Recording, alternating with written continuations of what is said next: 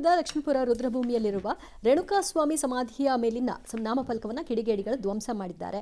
Layout ನಿರ್ಮಾಣ ವೇಳೆ ಸಮಾಧಿಗೆ ಧಕ್ಕೆ ಆಗಿರಬಹುದು ಅನ್ನೋ ಶಂಕೆ ಇದೆ. ಆದರೆ ಯಾವ ಕಾರಣಕ್ಕೆ ಮಾಡಿದ್ದಾರೆ, ಯಾರು ಮಾಡಿದ್ದಾರೆ ಗೊತ್ತಿಲ್ಲ.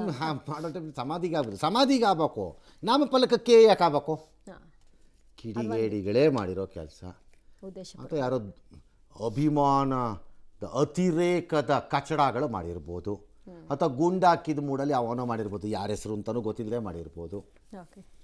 ಹಾಂ, ಇನ್ನು ನೆಕ್ಸ್ಟ್ ಏನು?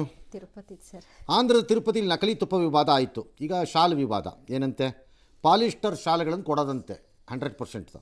ಅದನ್ನು ಸಿಲ್ಕ್ ಶಾಲ್ ಅಂತ ಹೇಳೋದು. 300 ರೂಪಾಯಿ ಇದನ್ನು 1400 ರೂಪಾಯಿಗೋ 1300 ರೂಪಾಯಿಗೋ ಬಿಲ್ ಮಾಡೋದಂತೆ. ಎಲ್ಲ ರೇಷ್ಮೆ ಶಾಲ್ ಅಂತ ಹೇಳ್ಬಿಟ್ಟು ಇದನ್ನು 10 ವರ್ಷದಿಂದ ಮಾಡ್ಕೊಂಡು ಒಂದು 50-60 ಕೋಟಿ ಹೊಡೆದಿದ್ದಾರಂತೆ ದುಡ್ಡನ್ನು. ಸರಬರಾಜುದಾರ, ದೇವಸ್ಥಾನದವರು ಎಲ್ಲ ಸೇರ್ಕೊಂಡು ಈಗ ಅದೆಲ್ಲ ತಗಲಾಕೊಂಡಿದ್ದಾರೆ. ಭ್ರಷ್ಟಾಚಾರ ನಿಗ್ರಹ ದಳಕ್ಕೆ ಕೊಟ್ಟಿದ್ದಾರಂತೆ ಅದನ್ನು. ನಾಚಿಕೆ ಮಾನ ಮರ್ಯಾದೆ ಇಲ್ದಿರೋ ಕಚಡಗಳು. ನನ್ನ ಪ್ರಕಾರ ಜನಮೆಚ್ಚುವ ಕೆಲಸ ಯಾವುದು ಗೊತ್ತಾ? ಯಾವುದೇ ದೇವರಾಗಲಿ, ಅದು ಹಿಂದೂ ಮುಸ್ಲಿಂ ಕ್ರೈಸ್ತರದಲ್ಲ, ಹೆಸರಿನಲ್ಲಿ ಈ ಥರ ಭ್ರಷ್ಟತೆ ಮಾಡೋರ್ದು ಕೈ ಕತ್ತರಿಸ್ಬೇಕು. ಅಲ್ಲಿ ಕತ್ತರಿಸ್ತಾ ಇರಬೇಕು. ಕಲ್ಲು ಮೇಲೆ ಇಡಿಸ್ಬಿಟ್ಟು ಹಳೆ ಪಿಲ್ಲ ಮೇಲೆ ಕತ್ತರಿಸ್ತಾರಲ್ಲ, ಹಂಗೆ ಕತ್ತರಿಸ್ಬೇಕು. ನಾಚಿಕೆಟ್ಟವ್ರು ಅಂತಂದು.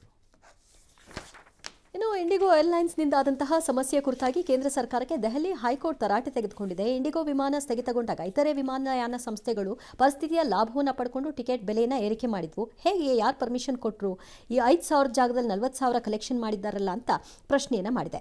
ಸರ್ಕಾರದ ಪರವಾಗಿ ವಾದ ಮಂಡಿಸಿರುವಂತಹ ಸಾಲಿಸಿಟರ್ ಜನರಲ್ ಚೇತನ್ ಶರ್ಮಾ ಅವರು, ನಾವು ದರಗಳಿಗೆ ಮಿತಿಯನ್ನು ವಿಧಿಸ್ತೀವಿ, ಪರಿಸ್ಥಿತಿಯನ್ನು ಸರಿಪಡಿಸಲು ಭರವಸೆಯನ್ನು ಕೊಟ್ಟಿದೆ ಇಂಡಿಗೋ ಸಂಸ್ಥೆ. ಇನ್ನು ಇಂಡಿಗೋ ಸಿಇಒಗೂ ಕೂಡ ನೋಟಿಸ್ ಕೊಟ್ಟಿದ್ದೀವಿ ಅಂತ ಹೇಳಿಕೆ ಕೊಟ್ಟಿದ್ದಾರೆ. ಈಗ ನಾವು 100 ವರ್ಷ ಜನ ಎಲ್ಲ ಸಾಯಬಾರ್ದು ಅಂತ ನಿಗದಿ ಮಾಡಿಬಿಟ್ಟಿದ್ದೀವಿ. ಸತ್ರ ನಾವೇನು ಮಾಡೋಣ? ಸತ್ರ ನಾವು ನಿಗದಿ ಮಾಡಿಬಿಟ್ಟಿದ್ದೀವಿ ಸಾಯಬಾರ್ದು ಅಂತ. ಈ ಕಚಡ ಕೇಂದ್ರ ಸರ್ಕಾರದ ಈ ಡಿಪಾರ್ಟ್ಮೆಂಟಿನ ಕೆಲಸ. ಇದರಂತಹ ದಗಾಕೋರ್ದ ಡಿಪಾರ್ಟ್ಮೆಂಟ್ ಇನ್ನೊಂದಿಲ್ಲ ಅನ್ನಿಸ್ತಿದೆ ನನಗೆ ಈ ಕೇಂದ್ರ ಸರ್ಕಾರದಲ್ಲಿ. ಇದರದ್ದು ಡೈರೆಕ್ಟ್ ಪಾಲುದಾರಿಕೆ ಮೇಲಿಂದ ಕೆಳಗಡೆವರೆಗೂ ಇದೆ ಅನ್ನಿಸ್ತಿದೆ ನನಗೆ. ಯಾಕೋ ನೋಡ್ತಾ ಇರಿ, 15 ದಿನ ಆದಮೇಲೆ ಹೆಂಗೆ ಇದನ್ನು ಮುಚ್ಚಾಕ್ತಾರೆ ಅಂತ ನೋಡ್ತಾ ಇರಿ. ಏನೂ ಆಗಲ್ಲ. ಅವನು ಮೀಸೆ ತಿರುಗಿಸ್ಕೊಂಡು ತಿರುಗಾಡದೇ ಇದ್ರು ನೋಡಿ, ಅವನು ಇಂಡಿಗೋನವನು ಮೀಸೆ ತಿರುಗಿಸ್ಕೊಂಡು ತಿರುಗ್ತಾನೆ ನೋಡಿ, ಅವನು ತಿರುಗ್ಬಿಟ್ಟು ತಿರುಗ್ತಾನೆ ನೋಡಿ. ನಾನು ಹೇಳಿದ್ದೀನಿ, ಸಾಧ್ಯನೇ ಇಲ್ಲ. ಇದು ಏನು ಮಾಡೋಕ್ಕಾಗಲ್ಲ ಇವ್ರ ಕೈಯಲ್ಲಿ. ಆಸ್ಟ್ರೇಲಿಯಾದಲ್ಲಿ 16 ವರ್ಷದ ಕಡಿಮೆ ಇರೋರಿಗೆಲ್ಲ ಸೋಷಿಯಲ್ ಮೀಡಿಯಾ ಬ್ಯಾನ್ ಮಾಡಿದ್ದಾರೆ. ಯಾರೋ ಮಕ್ಕಳು ಪಾರಿನ ಇದು ಕೋರ್ಟ್ಗೆ ಹೋಗಿವಿ ಅಂತೆ, ನಮ್ಮ ಇಷ್ಟ ಅದು ಅಂತ. ಎಲ್ಲ ನಿಮ್ಮ ಇಷ್ಟನೇ. ಇಲ್ಲಿ ಹೆಂಗಿದೆ, ಮಕ್ಕಳು ಸೇಫಾಗಿರ್ಬೇಕಂತೆ, ಮಕ್ಕಳಿಗಂತ ಕಂಟೆಂಟ್ ಸಿಗಬಾರ್ದಂತೆ, ಬಟ್ ಮಕ್ಕಳನ್ನಲ್ಲಿಂದ ತೆಗಿಬಾರ್ದಂತೆ. ಇಂಥ ತಲೆಕೆಟ್ಟ ಮೆಂಟಲ್ ಗಿರಾಕಿಗಳ ಮಧ್ಯೆ ಇದು ಪ್ರಪಂಚ ಕಟ್ಟಕ್ಕಾಗತ್ತಾ? ಬರೀ ಮೆಂಟಲ್ ಗಿರಾಕಿಗಳು. ಅಪ್ಪ ಅಮ್ಮಂದರು ಪುಕಟೆ ಅಲ್ರಿ. ಇನ್ನೂ ಅದಕ್ಕೆ ನೆಟ್ಟಿಗೆ 1 ವರ್ಷ ಇಲ್ಲ. ಅದೇನೋ ಪ್ಯಾರಾಮ್ಲೇಟರ್ ಏನೋ ಒಂದು ಇರುತ್ತಲ್ಲಪ್ಪ, ಅದೇನದು ಗಾಡಿ ಮಕ್ಕಳನ್ನ ತೊಳ್ಕೊಂಡೋಗೋ ಗಾಡಿ, ವಾಕರ್ ಪ್ಯಾರಾಮ್ಲೇಟರ್ ಏನೋ ಅದು ಹೆಸರು ಅದ್ರದ್ದು.